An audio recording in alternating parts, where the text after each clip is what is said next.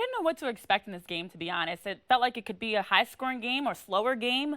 But I think right now you've seen a lot to take away from the first half, but both teams definitely haven't created enough dangerous chances, Evan. I think that's what I'm looking for in the second 45. Yeah, we'll show you the highlights. You'll see some half chances here for Gotham, unable to put any of them away, but still looking for that real danger moment. That said, a lot of spark from Esther Gonzalez up top. Yeah, and it was Allie Krieger that got the first ball in behind to find Esther Gonzalez. Gonzalez, a great job on that first touch. Midge Purse, who has been very good out in flank spaces, gets out wide, gets the pass from Lynn, works 1v1. That near post shot is a tough one to finish to try to squeeze any keeper, and Kingsbury able to just knock that one out of bounds. Gotham did create a lot of corners, but they also created a lot of chances like this from distance. Just some shots that weren't on the mark, some good ideas, but just weren't able to execute. And this was probably the best chance that we saw, as Esther Neely was able to spin her defender and get one in a dangerous spot. And then the other way, Trinity Rodman working 1v1 up against Allie Krieger, takes the outside touch out wide.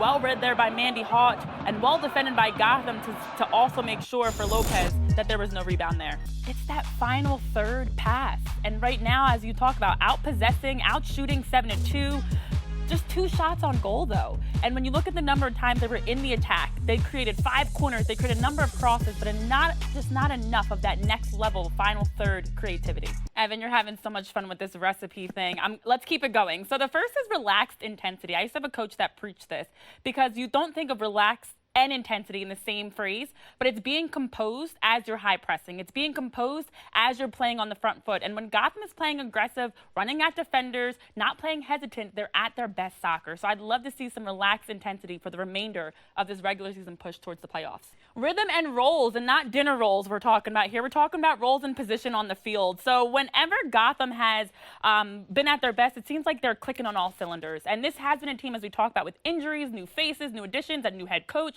a lot of new. But if they can get rhythm and get rolling in that sense, but also establishing their roles of knowing where they're going to be on the field, I would love to see them lock in a starting 11 or even maybe a top 13 that we can consistently see on the field to start off every game, but then also figuring out how to get that chemistry and momentum really cooking for this group. This is the most important ingredient, so we're saving the best for last. This is the chef's drizzle on the top to really set things off, because this group has done a good job, as we even see tonight. They build up the field, they stretch the field, they create passing options, but many times they're not ready to shoot. And you have to expect in the final third, the next ball, the next rebound, the next cross is coming to me. So I'm the one ready to shoot, ready to get the assist, ready to get the goal. And I think if Gotham can have that expectation that every single ball is coming my way and I'm going to be ready to help us get on the scoreboard, I think some of these 0-0s become maybe 1-0 or 2-0, Evan, and helps them get the results they need. They've been doing a good job out-possessing Washington. We've seen them winning 50-50 balls. They're doing a good job defensively, stopping them in transition. So a lot of things Juan Carlos talked about wanting to execute so far, Chef's Kiss has done a good job of. But I would say on the offensive end, you got to turn that extra gear. And I would say turn the heat up a bit in the kitchen. If we're going to stick with the cooking analogies, take it up a notch, and let's really get things going so that you're forcing Washington to hold their breaths. You're forcing them to have to make a big save, a big stop, and really taking it to them for the next 45 minutes. Esther Gonzalez answers the call. We wondered who was going to be the player to help get their team on the scoreboard. It starts on the defensive end, winning that ball, able to get it across. Delaney Sheehan's shot blocked, and Esther Gonzalez, no hesitation, no ifs, ands, or buts. First time finish back in the net to get the 1-0 lead. Esther Gonzalez, this is why you bring her in if you're Gotham. This is why she's going to help this team climb the tables, and this is why she's going to help this group be in the contention for the NWSL Shield and possibly even a championship this season.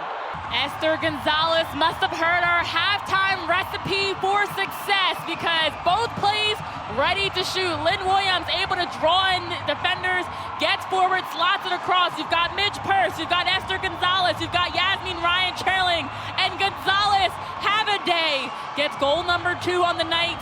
And in a matter of minutes, it goes from a 0-0 scoreless game to Esther Gonzalez lifting Gotham up 2-0. Welcome to Gotham FC, Esther Gonzalez. The squad is happy to have you.